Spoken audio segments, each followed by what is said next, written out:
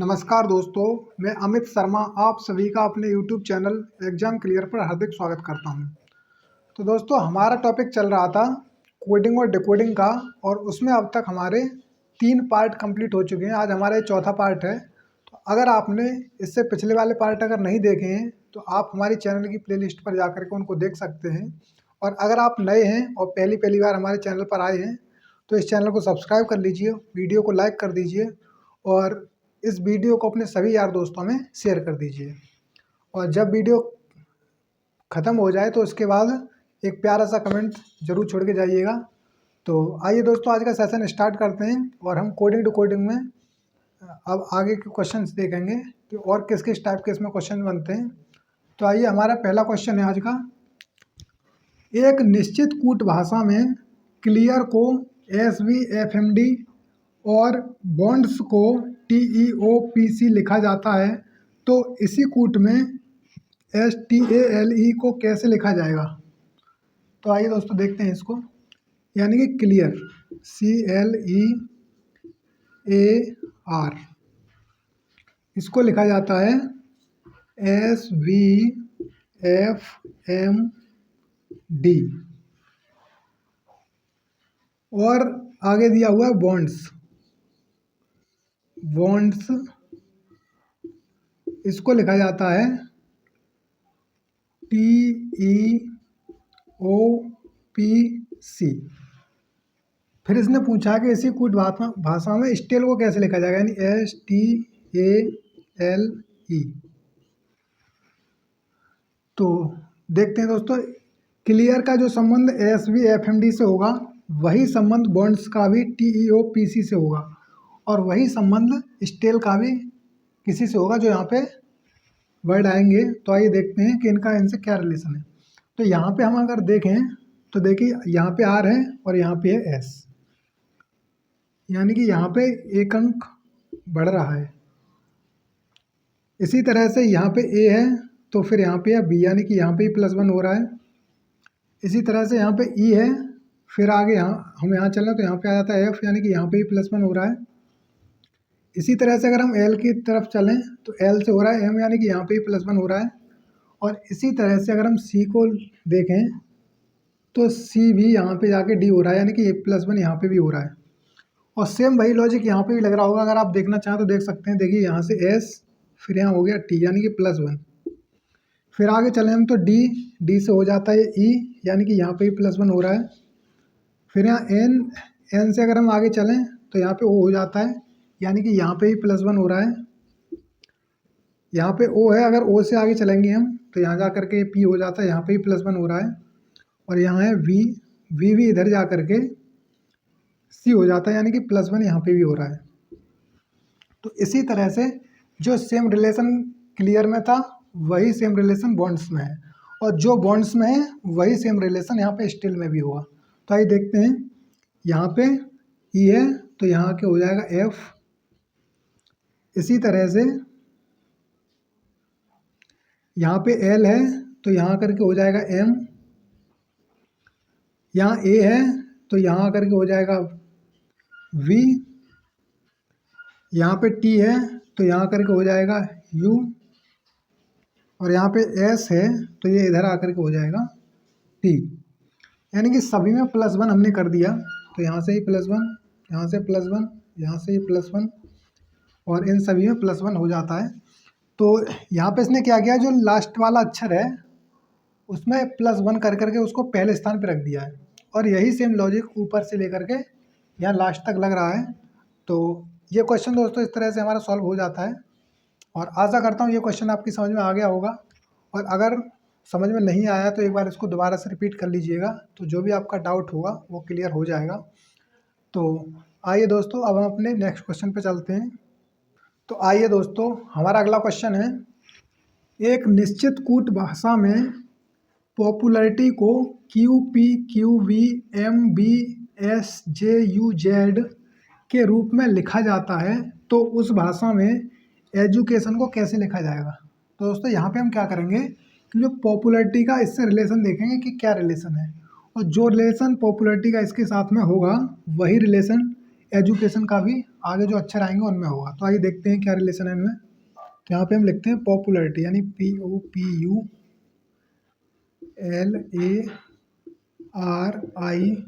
POPULARITY। तो पॉपुलैरिटी का जो संबंध है QPQVMBSJU और Z, इसके साथ जो संबंध है वही संबंध एजुकेशन का भी होगा। Education TION। तो आइए देखते हैं इसमें क्या रिलेशन है। तो यहाँ से अगर हम देखें तो दोस्तों देखिए, यहाँ से P है यहाँ पे, और P से यहाँ पे हो रहा है Q, यानी कि 1 +1 हो रहा है यहाँ पे भी। इसी तरह से अगर हम आगे देखें तो O, और O से हो रहा है ये P, यानी +1 यहाँ पे भी हो रहा है। और P से अगर हम आगे देखें तो यहाँ पे हो रहा है Q, यानी कि यहाँ पे भी +1। इसी तरह से अगर हम आगे चलें तो U, और U से हो रहा है ये B, यानी कि +1 यहाँ पे भी है।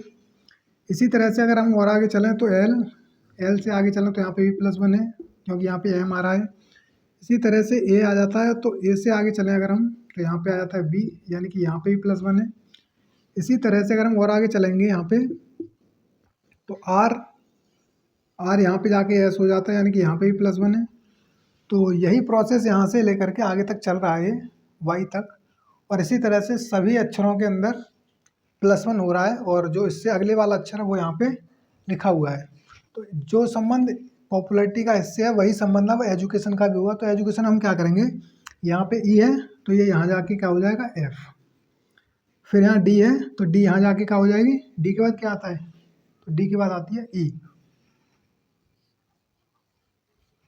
इसी तरह से U के बाद क्या आएगा V, फिर यहाँ पे आता है C के बाद D, और यहाँ पे है A तो A के बाद आती है V, फिर यहाँ पे T के बाद आता है U, और I के बाद आता है J, फिर O है तो O के बाद आएगा P, और फिर आता है N, तो N के बाद क्या आता है O।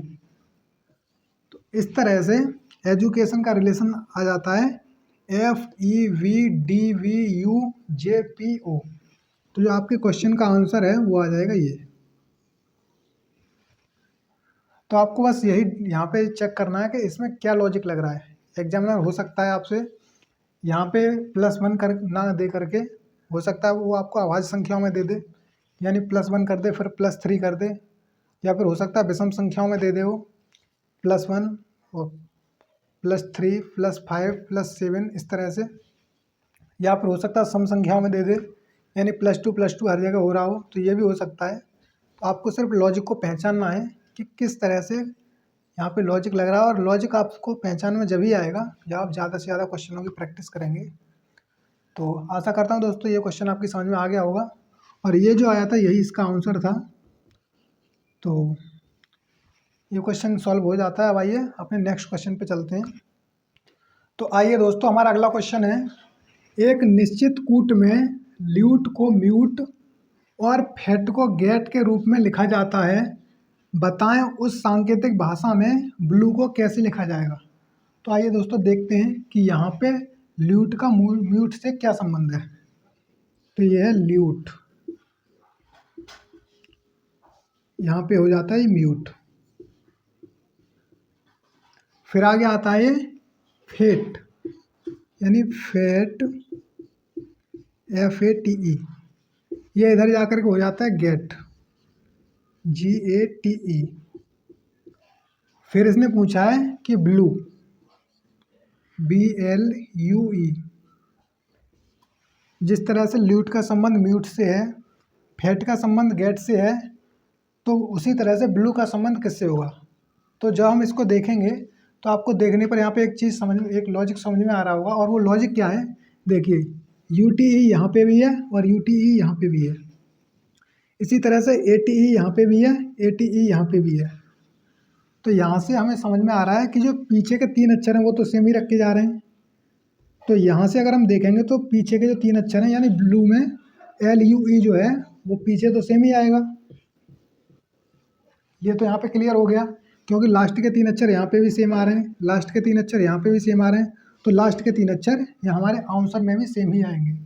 अब बात आती है अगला वाला अक्षर क्या होगा। तो यहाँ से देखिए, यहाँ पे एल था, यहाँ जा कर के हो गया एम, यहाँ एफ था, यहाँ जा कर के हो गया है जी, और यहाँ पे वी था, वी जा कर के यहाँ पे हो गया